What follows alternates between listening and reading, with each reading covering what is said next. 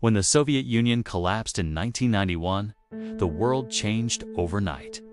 The Cold War, a decades-long standoff between two superpowers, was over, and just one remained: the United States. This kicked off what historians call the unipolar moment.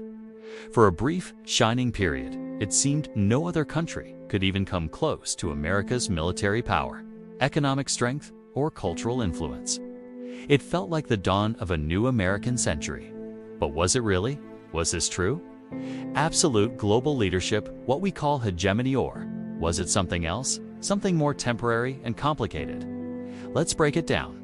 On the surface, the case for American dominance was overwhelming. First, the military. The U.S. had bases all over the world, a navy that ruled the seas, and an unparalleled technological edge. No one else could project that kind of force across the globe. Second, the economy. The U.S. dollar was the world's currency. Key international institutions like the IMF and the World Bank were heavily influenced by American economic thinking. Power wasn't just about armies anymore. It was about trade deals, loans, and sanctions. And third, there was cultural reach. Hollywood movies, American music, Silicon Valley tech, and brands like Coca-Cola and McDonald's were everywhere. This soft power shaped how people around the world lived, worked, and dreamed. But here's where it gets tricky.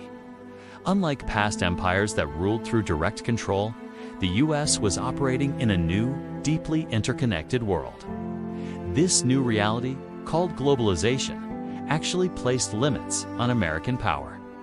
For one, manufacturing jobs started moving overseas, shifting economic weight away from the U.S. international organizations.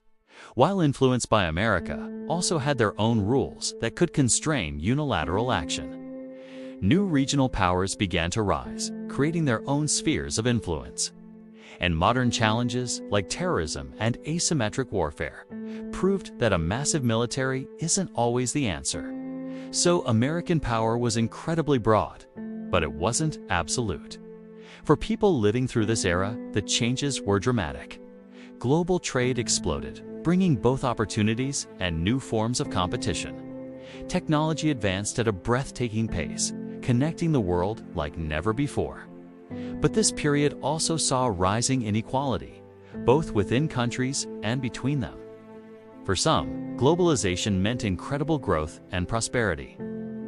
For others, it meant becoming more dependent on a system they couldn't control. So, for anyone studying this, here's a key pattern to remember. Think about how power has evolved. Spain ruled over vast territories. Great Britain dominated global trade routes. The Cold War powers led ideological blocs of allied nations, but the United States, in its unipolar moment, primarily influenced the systems of finance, communication, and culture. It was a different, more indirect kind of power. This brings us to today. Are we now seeing the end of that unipolar moment and a return to a world with multiple competing powers? Or are we entering a new phase where rivalry is less about military might and more about economic and technological competition? The debate is far from over.